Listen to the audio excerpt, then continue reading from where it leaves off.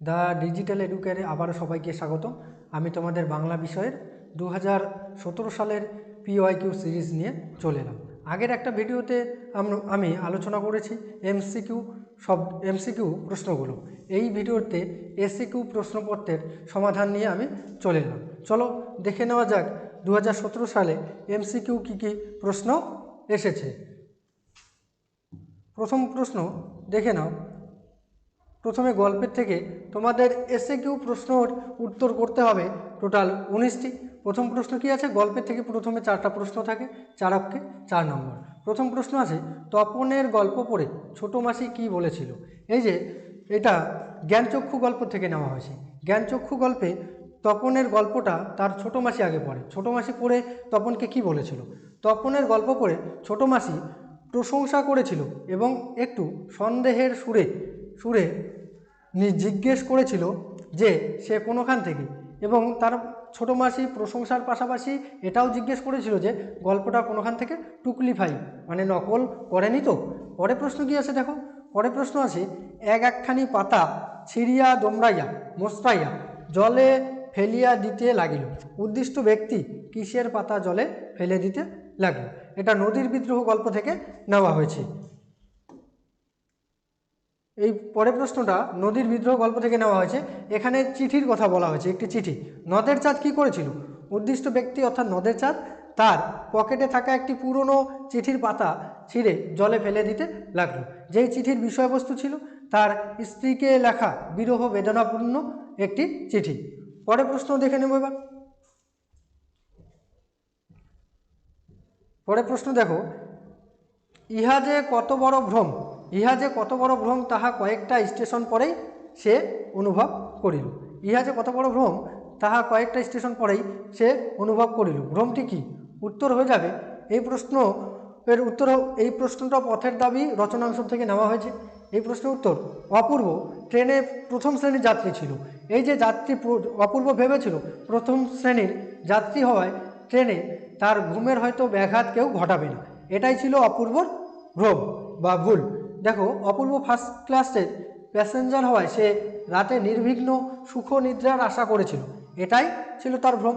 পরের প্রশ্ন কি আছে দেখো, 4 নম্বর প্রশ্ন কি আছে, অদল বদল গল্পটি কে বাংলায় তর্জমা করেছেন। এই যে অদল বদল গল্পটি পান্নালাল প্যাটেলের লেখা, কিন্তু এটা অন্য ভাষার গল্প। এই গল্পটা বাংলায় কে তর্জমা মানে অনুবাদ করেন, বাংলায় অনুবাদ করেন। অদল বদল গল্পটি বাংলায় অনুবাদ বা তর্জমা করেছেন অর্ঘ্যকুসুম দত্তগুপ্ত। এর পরের প্রশ্ন দেখো এবার। 4 নম্বর প্রশ্ন গেল। পরে 5 নম্বর প্রশ্ন শেষ প্রশ্ন কি আছে গল্পের, জগদীশবাবু তীর্থ ভ্রমণের জন্য কত টাকা বিরাগীকে দিতে চেয়েছিলেন। এই যে জগদীশবাবু, এটা বহুরূপী গল্পের থেকে নেওয়া হয়েছে। জগদীশবাবু কি করেছিল, বিরাগীকে কত টাকা দিতে চেয়েছিলেন তীর্থ ভ্রমণের জন্য। সন্ন্যাসীকে দিয়েছিলেন 100 টাকা, আর জগদীশবাবু তীর্থ ভ্রমণের জন্য বিরাগীকে 101 টাকা দিতে চেয়েছিলেন। আর সন্ন্যাসীকে, যদি প্রশ্নটা থাকতো সন্ন্যাসীকে কত টাকা দিতে চেয়েছিলেন, তাহলে সেই প্রশ্নের উত্তর হতো 100 টাকা। আর বিরাগীর কথা বলা আছে, বিরাগীর উত্তরটা হবে 101 টাকা দিতে চেয়েছিলেন। পরের প্রশ্নগুলো দেখে নেব। কবিতার থেকে আসে এর পরের প্রশ্ন দেখো, নিচের যে কোনো 4টি প্রশ্নের উত্তর দাও। এটা কবিতার থেকে থাকে, এখানে 4টা প্রশ্নের উত্তর করতে হয়। প্রথম প্রশ্ন কি আছে, শিশু আর বাড়িরা খুন হলো। শিশু আর বাড়িরা খুন হয়েছিল কেন। এই প্রশ্নটা অসুখী একজন কবিতার থেকে নেওয়া হয়েছে। এখানে শিশু আর বাড়ির খুন হওয়ার কারণ হলো একটা ভয়ঙ্কর যুদ্ধ হয়েছিল। সর্বগ্রাসী যুদ্ধের অনিবার্য ফল হিসেবে শিশু আর বাড়িরা খুন হয়েছিল। এর পরের প্রশ্ন দেখো কি আছে, আমাদের পথ নেই আর, তাহলে আমাদের করণীয় কি। এটা আয় আরও বেঁধে বেঁধে থাকি কবিতা থেকে নেওয়া হয়েছে।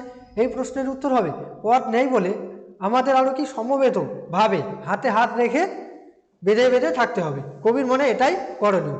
যখন আমাদের আর পথ নেই তখন কি আমাদের সমবেতভাবে হাতে হাত রেখে বেঁধে বেঁধে থাকতে হবে। পরের প্রশ্ন কি আছে, পরের প্রশ্ন দেখো, এসো যুগান্তরের কবির ভূমিকাটি কি হবে। এটা রবীন্দ্রনাথের আফ্রিকা কবিতার থেকে নেওয়া হয়েছে। এই প্রশ্নের উত্তর হবে যুগান্তরের কবির ভূমিকাটি হবে, যুগান্তরের কবি গিয়ে আসন্ন সন্ধ্যার শেষ রশ্মিপাতে দাঁড়িয়ে কি করবে, এই যে আফ্রিকার মানারা মানুষ আছে, আফ্রিকার মানারা মানবীকে শোনাবে সভ্যতার শেষ পুণ্যবাণী যে ক্ষমা করো। তারপরে প্রশ্ন দেখো কি আছে, অস্ত্র ফেলো অস্ত্র রাখো, কোথায় অস্ত্র ফেলার কথা বলা হয়েছে? এটা অস্ত্রের বিরুদ্ধে গান, জয় গোস্বামীর অস্ত্রের বিরুদ্ধে গান কবিতা থেকে নেওয়া হয়েছে। কবি জয় গোস্বামী অস্ত্রের বিরুদ্ধে গান কবিতায় গানের পায়ে অস্ত্র ফেলার কথা বলেছেন। এই যে অস্ত্র কোথায় ফেলার কথা বলেছেন, গানের পায়ে। এর পরে প্রশ্ন দেখব,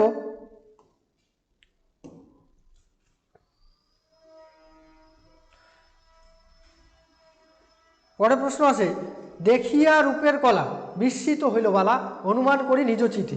বালা কি অনুমান করেছিল? দেখিয়া রূপের কলা বিস্মিত হইল বালা, বালা কি অনুমান করেছিল? এটা সিন্ধু তীরে কবিতা থেকে নেওয়া হয়েছে। এখানে বালা বলতে এই যে পদ্মার কথা বলা হয়েছে, সমুদ্রকন্যা। সমুদ্রকন্যা পদ্মাবতীকে দেখে কি অনুমান করেছিল? দেখো, বালা অর্থাৎ সমুদ্রকন্যা পদ্মা অচেতন পদ্মাবতীকে দেখে অনুমান করেছিল যে সে হয়তো ইন্দ্রসাপে স্বর্গভ্রষ্ট কোনো বিদ্যাধরী। এই যে পদ্মা কি মনে করেছিল, পদ্মাবতীকে দেখে ভেবেছিল সে হয়তো স্বর্গ থেকে ভ্রষ্ট হয়েছেন। কার সাপে? ইন্দ্রের সাপে। পরের প্রশ্ন দেখো,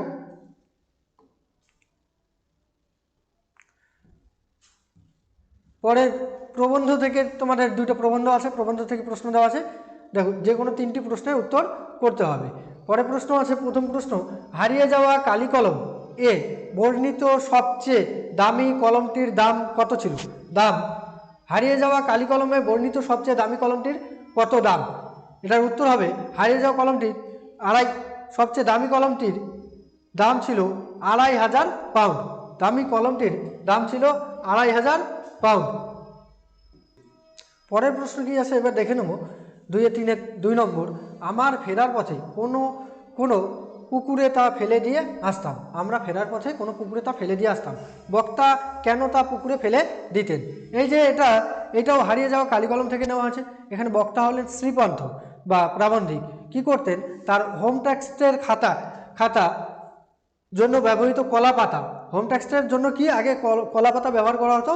এই কলা পাতা কী করতো, এই যে শ্রীপান্ত প্রাবন্ধিক কলা পাতা পুকুরে ফেলে দিয়ে আসতেন। কারণটা কি ছিল, তা যদি গরুতে খেয়ে নেয় অমঙ্গল হবে, তাই তিনি পুকুরে ফেলে দিয়ে আসতেন।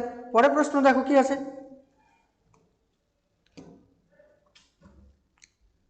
পরের প্রশ্ন 3 নম্বর, বিশ্ববিদ্যালয়ে নিযুক্ত পরিভাষা সমিতি নবাগত রাসায়নিক বস্তুর ইংরেজি নাম সম্বন্ধে কি বিধান দিয়েছেন? বিশ্ববিদ্যালয়ে নিযুক্ত পরিভাষা সমিতি নবাগত রাসায়নিক বস্তুর ইংরেজি নাম সম্বন্ধে কি বিধান দিয়েছেন? এর উত্তর হবে যে নবাগত রাসায়নিক বস্তুর ইংরেজি নাম বাংলা বানানে। তাহলে আমরা 3 নম্বর প্রশ্নের উত্তরটা আরেকবার দেখে নেব। বিশ্ববিদ্যালয়ে নিযুক্ত পরিভাষা সমিতি নবাগত রাসায়নিক বস্তুর ইংরেজি নাম বাংলা বানানে লেখার বিধান দিয়েছেন। এই যে নবাগত রাসায়নিক বস্তুর ইংরেজি নামটা কি বাংলা বানানে লেখা যাবে।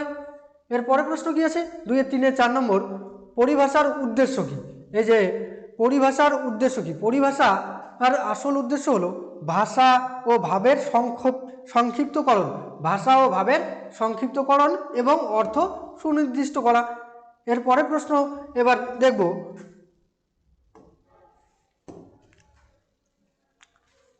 পরের প্রশ্ন দেখো, যে কোনো 8টি প্রশ্নের উত্তর করতে হবে। এখানে ব্যাকরণ থেকে 8টি প্রশ্ন দেওয়া আছে, নিচে যে কোনো 8টি প্রশ্নের উত্তর দাও। নিচে যে কোনো 8টি প্রশ্নের উত্তর দাও। প্রথম প্রশ্ন কি আছে, শূন্য বিভক্তি কাকে বলে? শূন্য বিভক্তি হলো শূন্য রূপ যা শব্দকে পদে পরিণত করে। শূন্য বিভক্তি কি? শূন্য বিভক্তি হলো শূন্য রূপ যা শব্দকে পদে পরিণত করে। এই শূন্য বিভক্তিকে কখনো আলাদা করা যাবে না। পরের প্রশ্ন কি আছে, অস্ত্র রাখো, নিম্নরেখ পদটির কারক ও বিভক্তি নির্ণয় করো। এখানে অস্ত্রের নিচে রেখা হবে, হ্যাঁ, অস্ত্র রাখো, নিম্নরেখ পদটির কারক বিভক্তি নির্ণয় করো। এবারে আমরা পরের প্রশ্ন দেখে নেব। পরের প্রশ্ন কি আছে, অস্ত্র রাখো, নিম্নরেখ পদটির কারক ও বিভক্তি নির্ণয় করো। এই যে অস্ত্রের নিচে দাগ দেওয়া আছে, এই পদটির কি কারক বিভক্তি নির্ণয় করতে হবে। অস্ত্র রাখো, আমরা যদি প্রশ্ন করি রাখো দিয়ে, কি রাখো? অস্ত্র। কি দিয়ে প্রশ্ন করলে কি হয়? কর্মকারক। অস্ত হয়ে যাবে কর্মকারকে শূন্য বিভক্তি। পরের প্রশ্ন কি আছে, নিত্য সমাস কাকে বলে? নিত্য সমাস, এই যে নিত্য সমাসের কোনো ব্যাস বাক্য হয় না, যে সমাসের সমসমান পদগুলি নিত্য সমাসবদ্ধ থাকে, নিত্য সবসময় বদ্ধ হয়ে থাকবে, সমাসবদ্ধ, এবং সেই জন্য ব্যাস বাক্য গঠন করতে হলে একটি নতুন শব্দের সাহায্য গ্রহণ করতে হবে, তাকে নিত্য সমাস বলে। নিত্য সমাসে কি ব্যাস বাক্য গঠন করতে গেলে একটা নতুন শব্দের সাহায্য গ্রহণ করতে হয়। যেমন একটা উদাহরণ দিয়ে দেখে দিই, জ্ঞান মাত্র, যদি বলি জ্ঞান মাত্র, এটার ব্যাস বাক্য হবে না। ব্যাস বাক্য করতে গেলে একটা নতুন পদের সাহায্য নিতে হবে। কি, এটা কি লেখা যাবে? কেবল জ্ঞান, জ্ঞান মাত্র, কেবল জ্ঞান। পরের প্রশ্ন এবারে দেখে নেব। পরের প্রশ্ন কি আছে, চরণ কমলের ন্যায় ব্যাস বাক্যটির সমাসবদ্ধ করে সমাসের নাম লেখো। চরণ কমলের ন্যায় ব্যাস বাক্যটি সমাসবদ্ধ করে সমাসের নাম লেখো। এটা হয়ে যাবে চরণ কমল কি সমাস?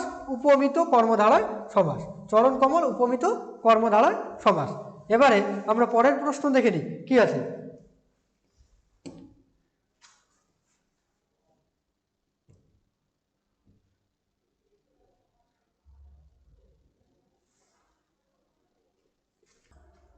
এবারে পরের প্রশ্ন দেখব, আমি গ্রামের ছেলে বাক্যটির উদ্দেশ্য বিধেয় অংশ চিহ্নিত করো। আমি গ্রামের ছেলে বাক্যটির উদ্দেশ্য বিধেয় অংশ চিহ্নিত করো। এখানে উদ্দেশ্যপদ মানে যে কোনো বাক্যের মধ্যে যার সম্পর্কে কোনো কিছু বলা হয় তাকে উদ্দেশ্যপদ বলে। এখানে কার সম্পর্কে বলা হয়েছে? আমার সম্পর্কে, আমি উদ্দেশ্যপদ, আর বিধেয় পদ গ্রামের ছেলে, হয়ে গেল। পরের বাক্য কি আছে?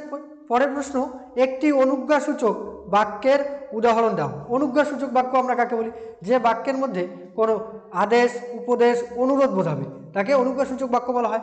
দেখো, একটি অনুজ্ঞাসূচক বাক্যের উদাহরণ হলো দয়া করে বসুন, এখানে অনুরোধ করা হচ্ছে, তাই এটা অনুজ্ঞাসূচক বাক্য। এর পরের প্রশ্ন কি আছে দেখো এবার।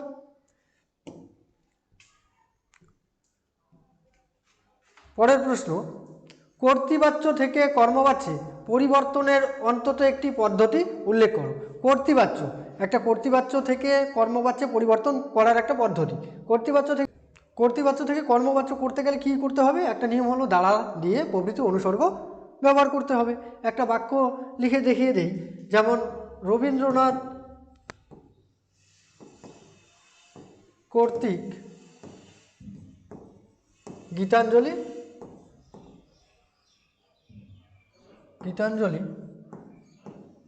লিখিত হয়। এই যে মাঝখানে কর্তৃক শব্দটা, পদটা আসলো অনুসর্গ, এই অনুসর্গের জন্য কি এটা কর্তৃবাচ্য থেকে কর্মবাচ্যে পরিণত হয়ে গেল। পরের প্রশ্ন কি আছে, প্রযোজক কর্তার একটি উদাহরণ দাও। প্রযোজক কর্তা, নীলিমা ভাইকে বই পড়াচ্ছে, এখানে নীলিমা হলো প্রযোজক কর্তা। নীলিমা কেন প্রযোজক কর্তা হলো? এই যে বই পড়া কাজটা নীলিমা নিজে করছে না, ভাইকে দিয়ে করাচ্ছে। যখন প্রযোজক, কথার অর্থ প্রযোজনা করা, এই যে নীলিমা কি করছে? ভাইকে বই পড়াচ্ছে, কাজটা নিজে করছে না, অন্যকে দিয়ে যখন কোনো কর্তা কাজ করিয়ে নেবে তখন সেটা কি হয়?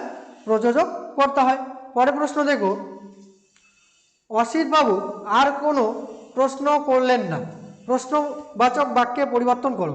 অসিতবাবু আর কোনো প্রশ্ন করলেন না, এই বাক্যটাকে প্রশ্নবোধক বাক্যে পরিণত করতে হবে। এই বাক্যটা প্রশ্নবোধক বাক্য করলে কি হবে? অসিতবাবু আর কোনো প্রশ্ন করলেন কি, শেষে কে কি আসলো? অসিতবাবু আর কোনো প্রশ্ন করলেন কি। আর প্রশ্নবোধক বাক্যে একটা বিষয় সবসময় লক্ষ্য রাখবে যে শেষে প্রশ্নবোধক চিহ্ন থাকবে। পরের প্রশ্ন দেখো 10 নম্বর 2-এর, এ কার লেখা? কর্তৃবাচ্যে পরিবর্তন করো। এ কার লেখা? কর্তৃবাচ্যে পরিবর্তন করো। এটা কর্তৃবাচ্য করলে হয়ে যাবে এটা কে লিখেছে। আমাদের এসসিকিউ সিরিজের প্রশ্ন 2016-2017 এখানেই সমাপ্ত হলো। তোমরা এর পরবর্তী ভিডিও পাওয়ার জন্য অবশ্যই আমাদের দ্য ডিজিটাল এডুকেয়ারের লিঙ্কটি ফলো করবে, চ্যানেলটি অবশ্যই চ্যানেলটি সাবস্ক্রাইব করবে এবং সবসময় চ্যানেলটির সঙ্গে জুড়ে থাকবে। ধন্যবাদ।